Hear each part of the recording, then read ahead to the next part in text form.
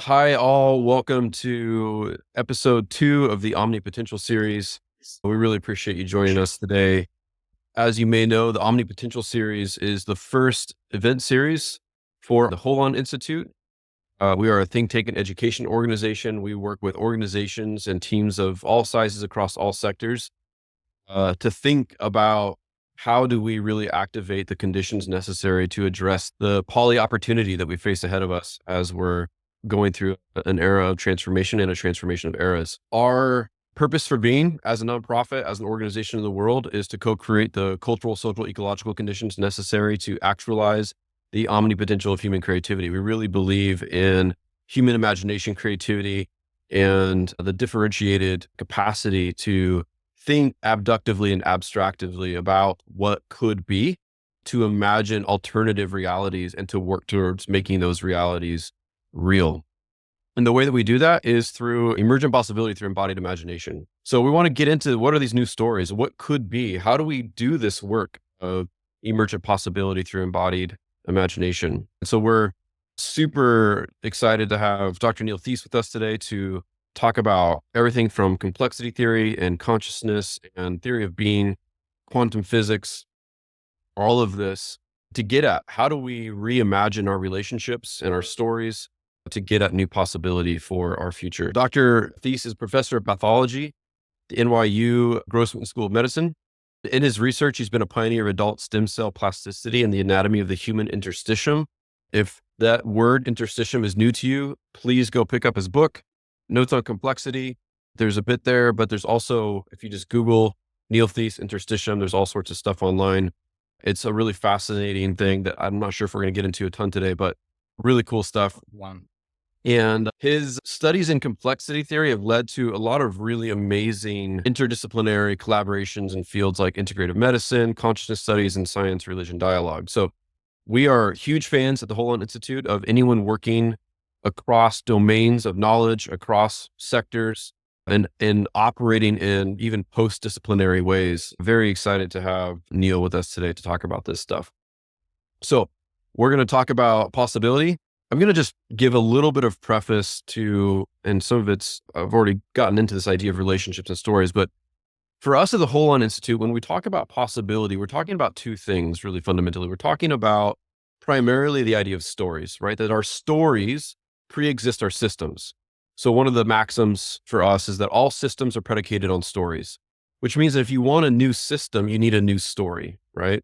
And stories are just the animating beliefs and narratives about how we think of ourselves and how we think about our relationships, which brings us to the second big piece of this, which is that the worlds that we build are extensions of our stories, but they're fundamentally emergent properties of our relationships.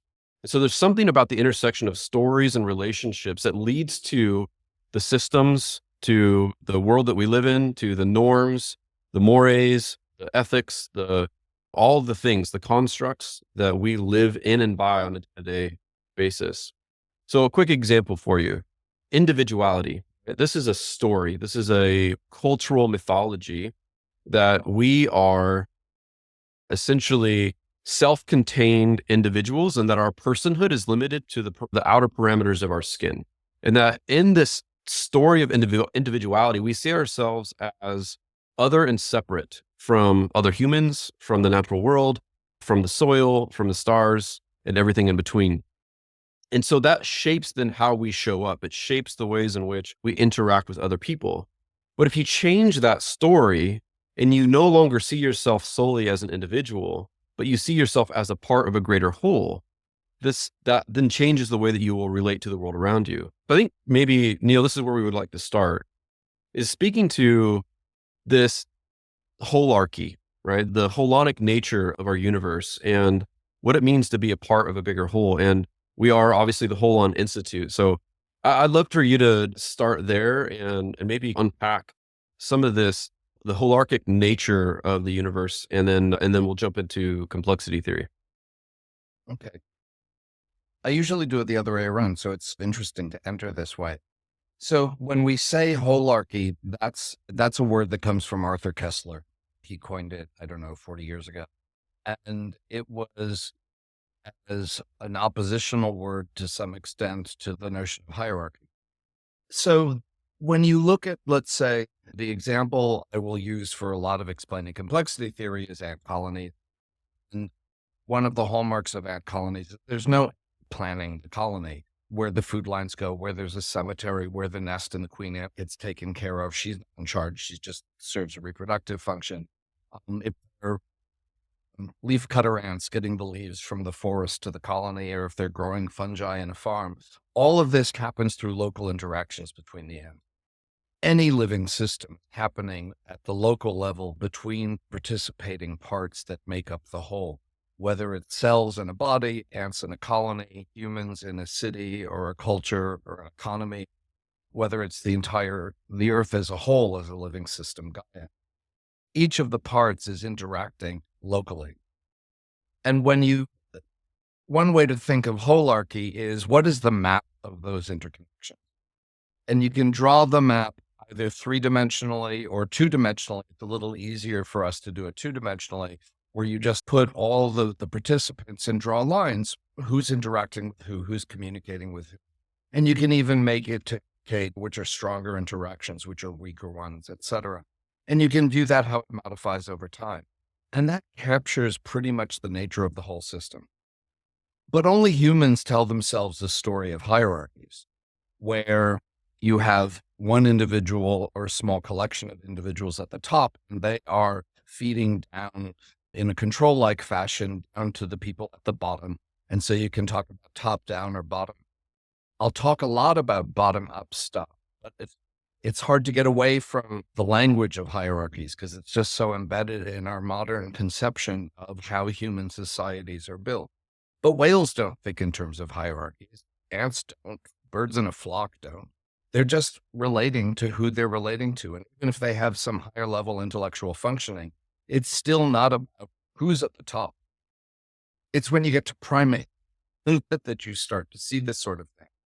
And you can take any hierarchy with it, one or two, or collect the top and have feedback down and how information flows back up. And the fact is, you can stretch that all out, put it in a 2-dimensional thing, and you've got a holarchy. Except now, what defines the person at the top, a dictator, a president, a principal of a school, whatever, a teacher in a classroom, they're not at the top per se. They just have probably more connections to a greater number of other nodes, and maybe even strengthened connections, but they never have complete connectivity to everything. There is no global sensing. And in the colony that's worrying about whether there's enough food or how to distribute resources. There's no cell in your body explaining to the rest of the body, hey, you're tired, you're sleepy, you're hungry, you're horny, whatever. It's that arises as an emergent property of the interactions of all those cells that are simply meeting other cells where they meet each other, or meeting other molecules that might have traveled a distance to get to them, like hormones or inflammatory molecules. But where the cell meets them is when the thing comes to the cell. And so this idea of hierarchies, I think this is really a human or generally primate way of telling stories. But the world as a whole, the world of living things, the world of complexity, that's not how the world functions. Yeah. So that's one way of thinking about holarchies. The word holon itself, it's referring to in our modern culture, post-industrial revolution, post-microscope, post-telescope, reductionist views of things, Newtonian mechanics, the world is a machine. And like a clock, and this is the old metaphor, a clock is a clockwork. And if you know where every piece is at this moment, you know what the next moment is. And in fact, you can run the film all the way forward and know what everything will happen into the future. And that's where you get into Western debates about free will and stuff. Because if everything's a clockwork, how can there be free will? Because it's all a machine. It will just play out as it will play out. That view looks at the parts as comprising the whole. And if you're a really good watchmaker, you can look at a watch that's been laid out in all its pieces and know whether it's a watch just by looking at the pieces, because it's sufficient. If you're expert enough, it's sufficient to see the pieces to know what the whole is and what will happen when you put it together, precisely how that whole will interact. But living things are situations where the sum of the parts is greater than. And that's what gets you into systems that are described either as chaotic systems or complex systems.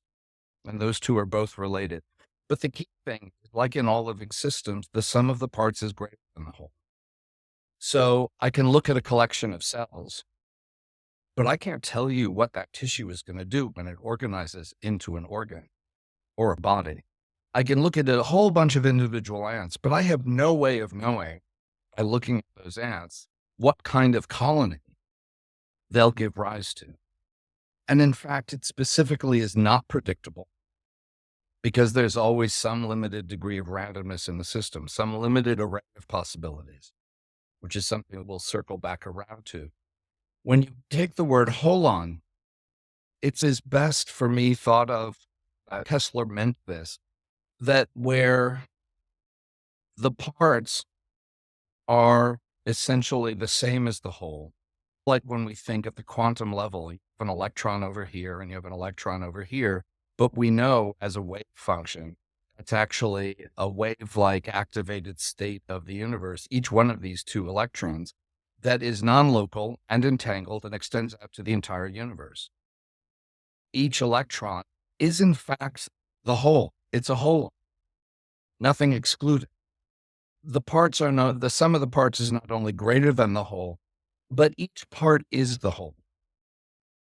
But what you see it as depends on your perspective.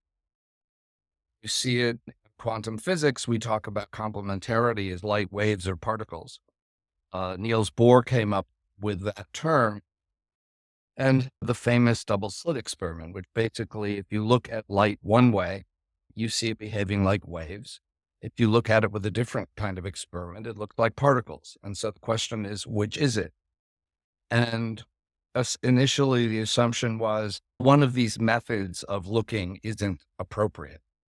And it turns out, no, they're both appropriate, but you can only see half the information at any one time. You either see light as waves or you see its particles.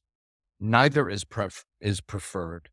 Both are required to understand light as a whole, but neither is sufficient, even though you can only see one at a time. So one of the images I use in the book,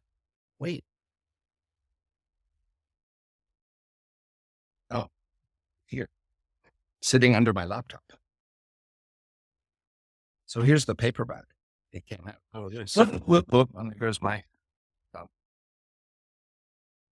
So it's that kind of famous picture. Can you see it? Oh, yeah. Two faces in profile looking at each other, or it's a vase. Which is it the two faces or the vase? If you say it's two faces, you're right, but you're missing the vase. If you say it's the vase, you're right, but you're missing the faces.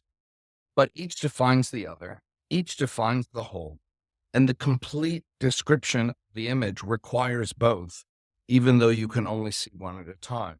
So that's another way of thinking about holons. Each one is actually defining the other. They are not separable. They're intimately interlinked. When Bohr came up with the term complementarity, though most people think of it as a quantum physics weirdness, he was very explicit that this is a fundamental property of all existence at all scales. Though he didn't define what he meant by that very completely or very well. But he believed it so strongly that he used a yin-yang symbol in his coat of arms. There's a picture of that in the book too. And it's even what he had placed on his tombstone. And the complexity viewpoint, which opens up notions of holarchy and holons, I think is one way in which complementarity is displayed across all scales of existence. Double click on that a little bit. So I want a few things. One, this idea of the locality of relationships and the interactions at a local position, how increasing diversity between those interactions leads to complexity, But what is the role of complementarity in that? Basically, complexity theory, to me, though I don't think there are a lot of people who would argue, is the third of the great three theories of 20th century science. There's quantum physics, which describes the most infinitesimal, and it's completely non-intuitive, famously. And then there's relativity, which describes the most vast, and that's famously non-intuitive. Complexity theory is what describes what happens between those two poles, and that's what I'm going to open up for you and all the implications. I love that. Yeah. And basically, it describes how life happens in the universe, how life changes and adapts, how living things self-organize into larger scale living things or living communities. That's all covered by complexity theory, and it's profoundly intuitive. It's so intuitive when I've given, so the book came out giving talks on this stuff for 20 years. As I started to unpack it for myself, I would present it in academic settings or at my Zen center, or my nephew invited me to his 5th grade class at one point. Everybody gets it. Everybody has intuitive reactions to it because it's actually way simpler than the other thing. The simplicity. So the classic pun is complexity. Complexity is actually very simple. I couldn't title the book that because too many other people have used it. The simplicity of complexity. A complex system, basically we're talking about any living system or piece of a living system, is a group of interacting individuals. They could be cells, they could be ants, could be people walking down the street, birds in flocks, ecosystems. All of these follow the same basic principles that are actually very compact and tidy. There are 4 basic rules, and if interacting individuals fulfill those 4 rules, they will give rise to emergent self-organization of larger scale structures that could not be predicted from looking at the individual parts, but they are the creative, expressive result of those parts interact. So the form of a colony is an emergent property of ants. The form of a city, when you think about, if you're familiar with the work of Jane Jacobs, great scholar and pioneer of how to think of how cities, modern cities, arise from interactions of people at the local level.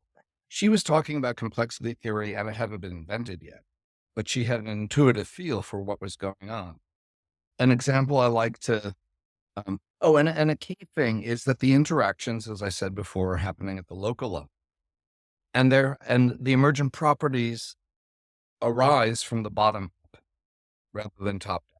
Now there I'm immediately reverting to hierarchical terminology because that's how we talk about this stuff. I haven't found an easier language and people understand what I mean. Right. But we know that's an inherent falsity. And at some point we have to make the flip to Holons. But to speak in human language about this, or at least in English, you need these phrases. Forgive me for falling back on them. A good example of this to me, my favorite example, is the Beatles. Because if you're a big fan of the Beatles, then you know that their genius is responsible for their creativity, and you're just like, wow. But if you listen to the 10 hours of the Beatles anthology, which I've done a couple of times, which is a BBC series of interviews of the Beatles covering their entire, they are very clear over and over again that their creativity was driven by their fan base. And they don't take credit for it. They take credit for responding to what their fans were expecting or doing, etc. And the most famous example of that is the Screaming Girls. When they got so loud that they could no longer hear themselves play in a stadium, they decided to withdraw into the studio to make an album that could not possibly be played in a stadium. They could not take on tour. And that's how we got Sgt. It was a response to the fangirls. And you can use complexity to look at all sorts of things. Economics. I came into it through doing stem cell research and how stem cells participate in growing the body, regenerating the body, healing it. People have talked about it in terms of culture and civilization, speciation and evolution. It applies to all these things because all of these things are complex living systems. Quickly define complexity theory. So complex systems are systems made of individuals interacting that can behave according to these 4 rules. And now we'll do the 4 rules. Rule number 1 is the amount of complexity relates to the number of interacting individuals. So if you have 25 ants, that's enough to organize a colony, which I know because when my nephew started hearing me talk about this, he got me an ant colony from used to be in my day from the pages of comic books. And 25 ants come in a little ant farm, and they dig tunnels and make food lines. And when an ant dies, they put it in a corner, which becomes the cemetery. When you get down to around 5 or 4 ants, they're no longer cooperating. They no longer make food lines. They no longer dig tunnels, and they lie where they die. So 25 ants is sufficient. 4 or 5 ants, not so much. Exactly how many are required, that's a puzzle. There's no understanding of how to calculate how much do you need to have complexity. But what we know is the more you have, the more complexity you have. So a colony of 250 ants is more than 25 ants. 25,000 ants is more than 250. In human terms, a village is not a city, is not a megalopolis. But the same principles describe it regardless of how many are involved. Everything I'm going to say applies across all these different scales, and the scale idea becomes important. The other thing which you referred to before is it's not only the number, but the diversity of interactions between them. And so you want robust ranges of interaction between all the individuals, as many as possible. That tends to generate more creativity and more adaptation. And that's the hallmark of living things. They're creative and adaptive. Machines are not creative and adaptive. If we have to, we could talk about AI. It's not creative and adaptive, but that's a Maybe we'll get there. Unfortunately, ChatGPT happened 2 weeks after my book came out, and fortunately, I have a paragraph and a footnote on AI, but it's really not what I wanted to be talking about. So that's rule number 1. Numbers matter. Rule number 2 is there have to be what are referred to as negative feedback loops within the system. When I refer to negative and positive in this sense, I don't mean bad versus a negative feedback loop is a healthy system like an air conditioner. That temperature comes up in the room, air conditioner turns on, temperature comes off, it comes down in the room, air conditioner turns off. And so the air conditioner is keeping through negative feedbacks, inhibitory system, keeps the temperature of the room an oscillating, comfortable, healthy, homeostatic, good for living things sort of range. And when you look at any living system, things oscillate. Things that don't oscillate, they're dead. They're just a positive feedback loop is, let's say you have a room with a heater, and the warmer the room gets, the higher the heater turns on. So the room just gets hotter and hotter. You can have these in a living system, in a complex system, but they can't predominate. An example would be when you have a fever because you have an infection. Your fever goes up, your metabolism goes up, your immune system gets revved up in response and is better able to fend off the infection. But when the infection is eliminated, then the negative feedback loops come in to constrain the temperature back into the normal range. So you can have positive feedback loops, but they're ultimately under the control of the negative feedback loops. And with this, you get adaptive, creative, healthy living things or societies or cultures or organs. You can get self-organization if there's a predominance of positive feedback loops, but they're no longer creative and adaptive. They're self-limiting and energy expended and collapse. So tornadoes, think about cancer, think economic bubbles. These are all things where they're regulatory systems that constrain rapid growth and energy use. Or you've got systems that have outstripped control. Cancer is a really good example, but economic systems are. Look at the history of the 20th century, and you have uncontrolled economic stuff through the first decades of the century, and then you have this extraordinary growth of wealth and of the economy, and then it collapses with the Great Depression. Some smart people got together in various countries in the US. It was through the Glass-Steagall Act where they started to go, we had such a lack of regulation. It allowed these positive feedback loops to get out of control. So we'll put in some regulatory stuff to cool it down and keep things at a nice functional homeostatic range. And that worked for about 40 years until starting in the 1970s and then speeding up in the 80s, Republicans and Democrats alike started thinking a little less control would be good. And so they start stripping away the controls, and eventually, suddenly, the positive feedback loop returns, the Great Recession, and collapse. And then we put in the Dodd-Frank rules, and things start to cool down and get a little bit more adaptive and creative. And then suddenly, no, we'll strip some of those away, and boom, we have another, and then another crash. This sort of curve and crash, that's how diseases work in biology. Cancer, boom. AIDS, boom. COVID, boom. So the notion of negative feedback, it's not, in human societal terms, we often put it in terms of freedom versus control. And that turns it into a political question. It's a mathematical question. What's the balance between freedom and control that allows for homeostasis and continued dynamic growth and creativity? Yeah, I love that. That framing is beautiful. So what's the fourth one? Well, third, we got 30. Three we've already talked about. That's the local versus global thing. And that's the Holarchy thing. That's when I actually usually talk about the Holarchy thing. So we've covered that. You're right. So number 4, this is when you said we're going to talk about possibilities. I thought, oh, this might be where you're aiming. And it's really important, I think, for this particular moment in time. There has to be a low-level randomness in the system of unpredictability. If every ant behaved in exactly the same way with an inability to change, if the sugar cube runs, what's the food line that's taking the sugar to the colony? It's going to keep going back and forth to no avail, and the colony will starve. If you look at a straight line of ants, if you go in closely, you'll always see there's 3 or 4% of the ants that are following the line. People love the phrase divergent ant. I no longer know whether I came up with that phrase or got it from someone else, but it's very evocative. These divergent ants are the ones that are likely to find a new food source even before the old food source runs out.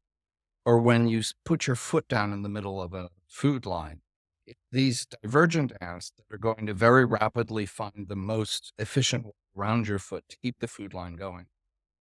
So these divergent ants, this low range of unpredictability, is what allows the living system to explore new ways of organizing itself if the environment changes.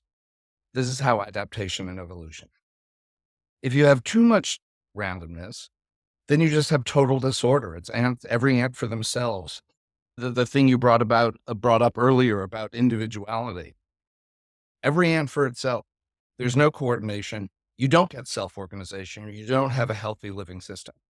If there's too little randomness, you can't change when the food source runs out or another ant colony attacks you because you're still busy going back and forth. One of my mentors in complexity, one of the founders of the field, Stu Kaufman, and a really good friend, which kind of astonishes me.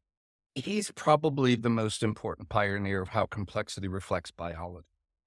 And he talks about around each present moment, there's an array, a cloud of adjacent possibles for what the next moment might be. It's not an infinite array because there's limited randomness. It's constrained, but it's also not predictable. You can't name every possibility for the next moment that will follow. You can't label each member of the current adjacent possible. An example he uses, thinks really potent, is a screwdriver. A screwdriver was invented to turn a screw. But what are the possible uses of a screwdriver? You could use it to prop open a door. You could use it to stab someone in the eye. You could use it to do an emergency appendectomy on a train if someone needed it. You could use it as a bookmark. You could use it to pry open a can of paint. You could use it to help hold up a car that's on a block that you're changing the wheel on. You can't name all the uses of a screwdriver, but it isn't an infinite range of possibilities. It's constrained. So the array of adjacent possibles around the next moment can't be named, but we know it's limited. We know that most of them are likely to be conducive to creativity and adaptation. Some of them will not be, and we'll talk about the implications of this randomness, these possibilities for death, mass extinction events, even though that sounds grim, so terrible. And in the next moment, one of these adjacent possibles will become the next moment. And in that instant, a new cloud of adjacent possibles arises. What this means, and it's the most important thing for me personally, is that around every single moment, I can't tell what the next moment's going to be. And even if politics or economics or pandemics are evolving in ways that are terrifying to me, I can't know whether the next moment will just change that one. What was it like when COVID started? And then what was it like when there were vaccinations? Setting aside issues of the politics of vaccinations, et cetera. That changed everything because someone in a lab who I don't know had an idea 30 years ago that led to something that was appropriate for this moment. And none of us saw it coming except the few people working in that lab. And then suddenly game changed. Politics doesn't matter whether you label something bad, desired, or not desired. Everyone assumed Hillary was going to win. Although if you looked at the polling, 3%, he had a 3% chance she would lose and he would win. But we were surprised when he won. It was another adjacent possible. It was always there as an adjacent possible. Just because the possibilities are likely to be one. And just the same in reverse, 3 months ago, people are like, versus Trump and all the complexities of what was the complicated things, the complicated things of the stories we were telling ourselves about that. And one Sunday morning, someone made a decision in the Oval Office, and by that afternoon, the world had changed again on a dime, which no one saw coming that afternoon. So this is the magic in complex systems. And to some extent, it's where though quantum mechanics and relativity remain scientific, there are philosophical implications, but they're pretty damn scientific. Complexity really gets at the core of what it is to live and what kind of expectations we should have or we can have as living things within a larger living structure. That early on, I started talking about this as a science of being because it does, to some extent, affect how I am in the world, how I've taken these ideas to heart, and other people do. It seems when they hear them. So that's what complex systems are, and So it's can I those jump in? forms. Yeah. Okay. So you said that it's the number of interactions, it's the diversity of interactions, it's the negative feedback loop, and it's the how would you? Everything at the local level, Yeah. Local hierarchies, not hierarchies, Okay. and limited degree unpredictability or random. Randomness. Okay. And so this, I feel like is you gave us really great examples there too, as COVID and elections and all sorts of things.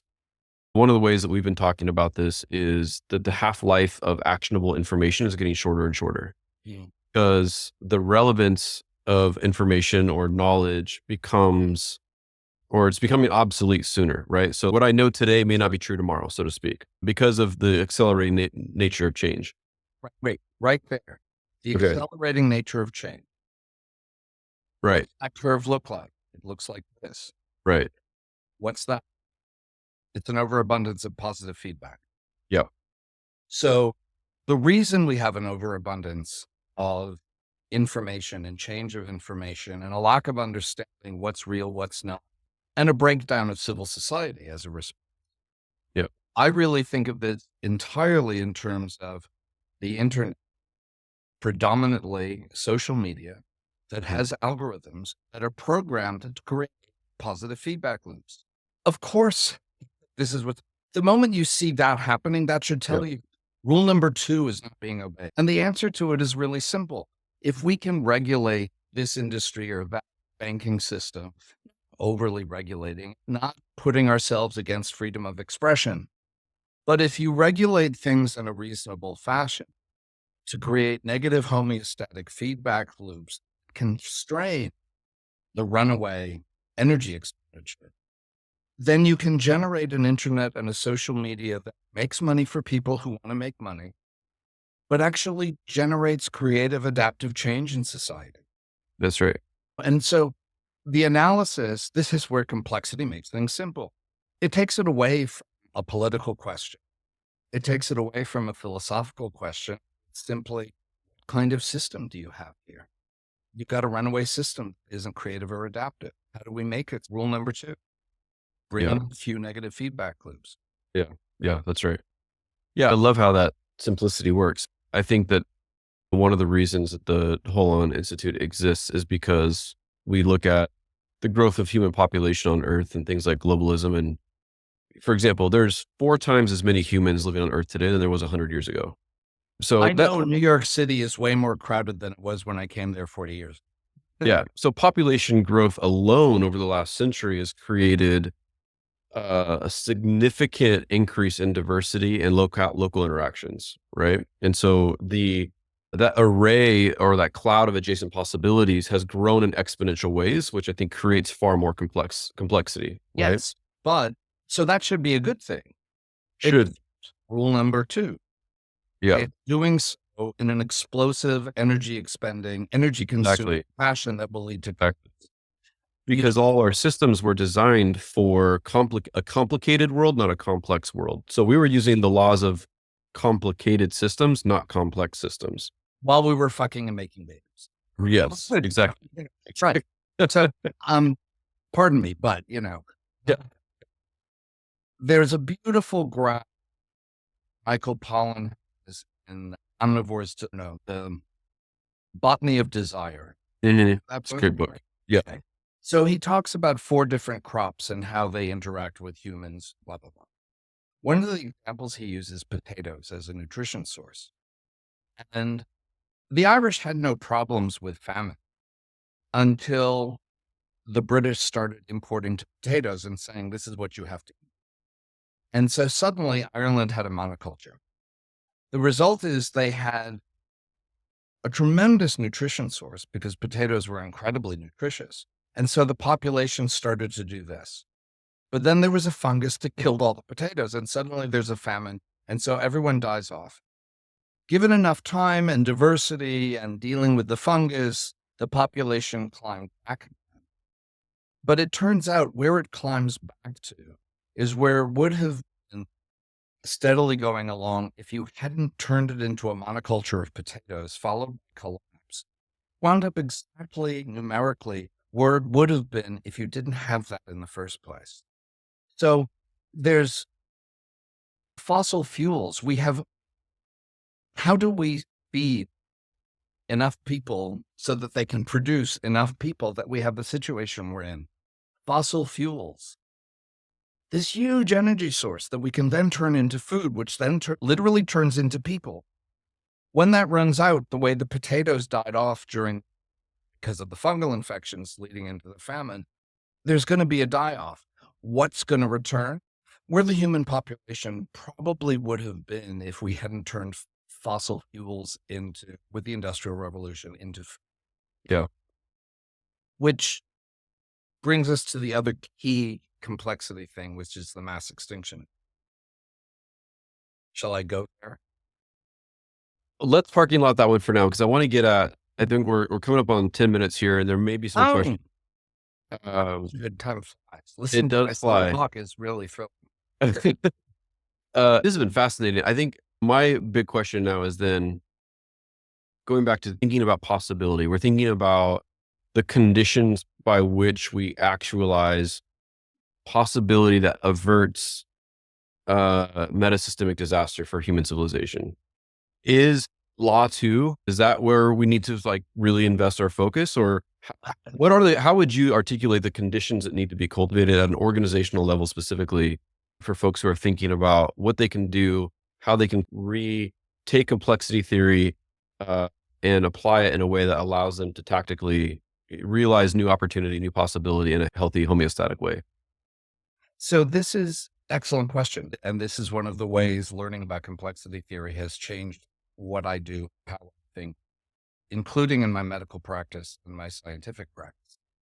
Now, when I want to understand a living system, be it's an animal model someone is asking me to work with them on for fatty livers, or maybe it's a clinical problem. We have new weird things happening in some of our transplant patients and we don't know what's going on.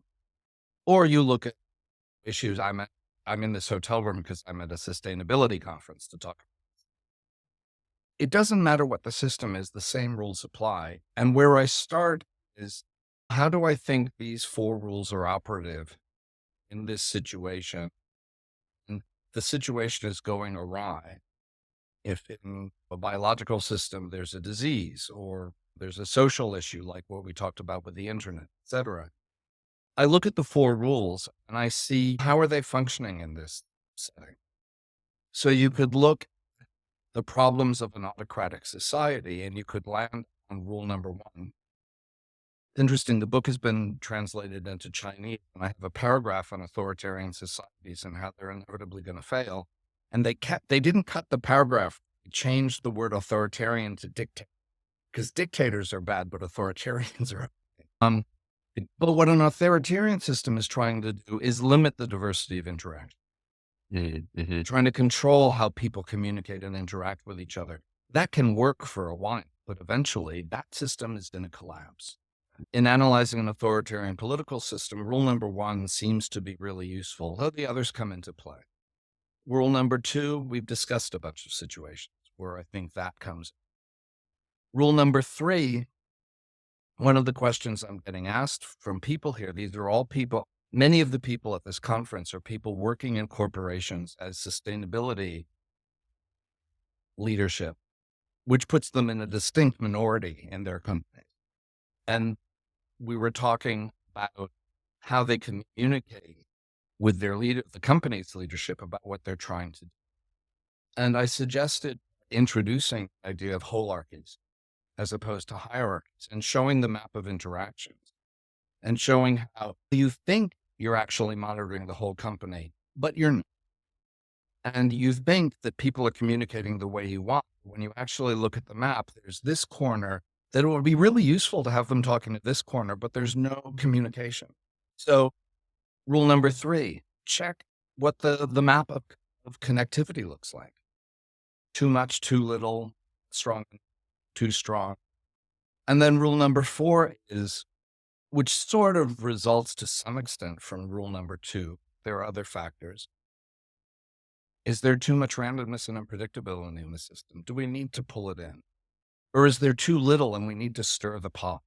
You have a play going on in a theater. You have a Shakespeare play, which is a complex system. Every Shakespeare play can be played with a variety of different interpretations, and you practically get a different play with different characters, depending on how you state. You can either have a director come in and go, we're doing it this way, and you'll get a very mechanical kind of boring production. But if you allow the actors to explore amongst themselves the nature of their characters, then that's when magic happens in the theater, when it comes alive. So that would be an example where I'd say limiting, you want to start off with your workshop. People just explore, because if you try to control it to the production you expect, you'll get the, but it'll be a dead. Right. But give them a little range. And writing my next book, writing the notes on complexity was torture. I'd never written a book before. I thought you had to write, with one set of revisions, you would have the book that was going to be published, so you better get it right. And the pressure was terrible. It took a lot of rewrites. Now I'm writing a second book, and partly I'm in a hotel room, I took some extra days to just start writing the book because I got a book deal for it. It's time to actually write the thing.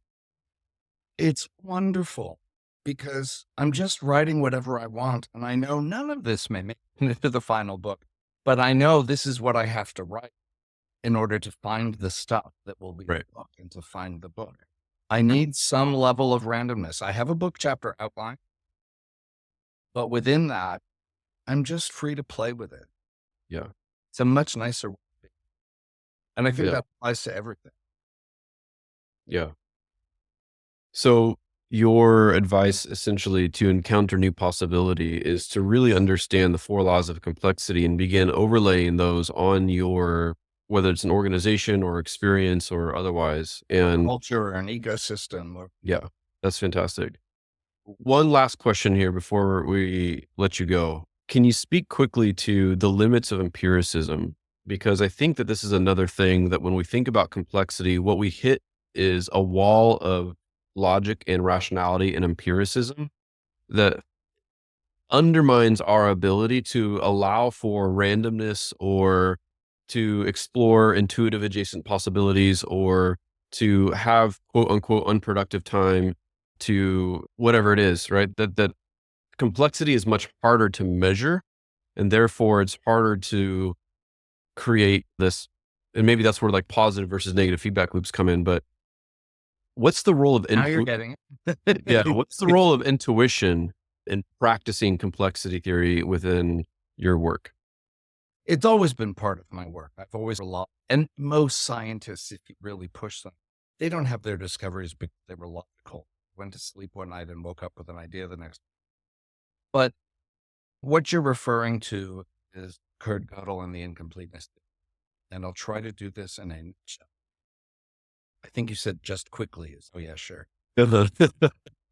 So we have in contemporary culture, we generally say that the two ways of knowing the true nature of reality are science and mathematics.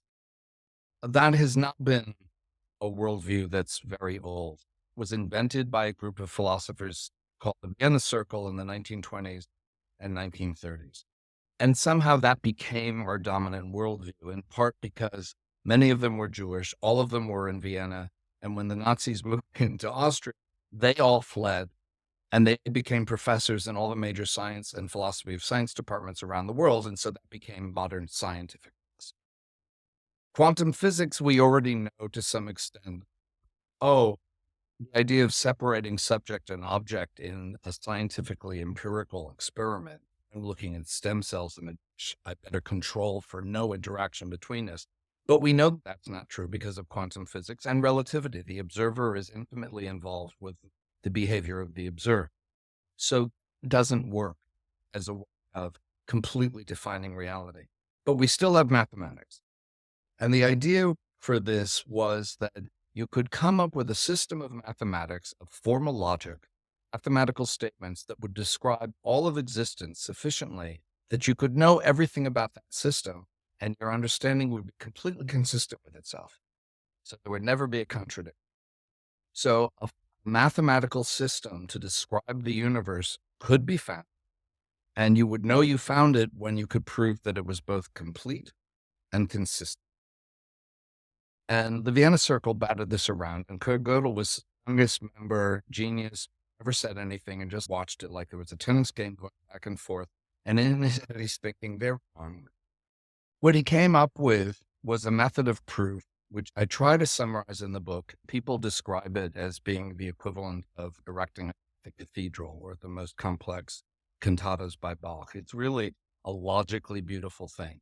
But what he basically manages to prove in a way that's unequivocal, there's no mathematician or logician on the planet who argues with this now, they all have to suffer and accept it, is that if you have a mathematical system that includes numbers, which is mathematics, if it is complete, meaning it describes everything in the universe, it will contradict itself internally.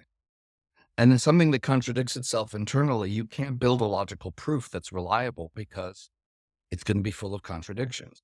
So there's no such thing as a complete system because if it is, it's got to be contradictory. So you have an incomplete system that can't describe everything, but it's now consistent. But there are things you know to be true. but the system is incomplete. The things you know to be true are true outside of the system, but can't be proven to be true from within the system. Mm. How can you know it's true? Intuition. And the Vienna Circle, the word intuition was really, what they meant by intuition was metaphysics. What's the nature of the soul? What's the nature of God? Why are things alive? All the things that you can't study mathematically or scientifically were dismissed as being just metaphysics, merely intuition, and therefore not even worth talking. They were off limits as even a viable thing. So they would dismiss, someone would say something, oh, that's just metaphysics. And then Gödel comes in and says, no, you need metaphysics. You need intuition. The things we can know to be true about the world are true, but we can't prove them to be true. And thus, science and mathematics are not sufficient to understand the nature of existence. You have to have intuition. He was talking primarily about mathematical intuitions.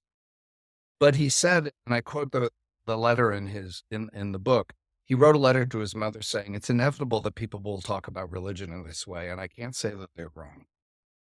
And that's where you can turn towards, if you want to understand consciousness, how do you study consciousness? I want to understand stem cells. I put them in a dish and I study it. I can't take my mind and put it in a dish and study it. My mind, exploring my mind, cannot be empirical science because there's no separation of the subject and the object of study. And that's the doorway to intuition. Arts are the doorway to intuition. Philosophy is a doorway to intuition. They can't be dismissed, though our culture tries very hard to do. And I think ultimately, I wasn't expecting this, but I think that what I really wrote was an anti-materialist track. It verifies that no, intuition is really how you know the world. Yeah. That's beautiful. I love that. It seems as though we just barely scratched the surface, but there's some really great nuggets in there, Neal. And I think some practical takeaways for folks. Love this. Love the conversation. Love your work. Thank you for your work and for your book and sharing your work with the world. Again, Notes on Complexity. Definitely get yourself a copy.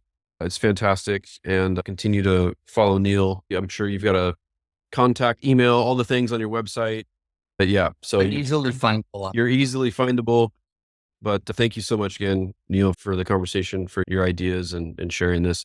This is a huge inspiration to us at the Holon Institute and is core to the work that we aspire to do in the world. And when you first reached out to me and I saw the name, saw what you were trying to do, oh, these are my people. Okay, we'll talk. Yeah, love that. Next time we're out in New York, we'll hit you up. And please do. Yeah, that'd be great. Thank you, Neal. Thank you, everyone, for joining us today. And we'll see you all next time. Appreciate you. Bye-bye.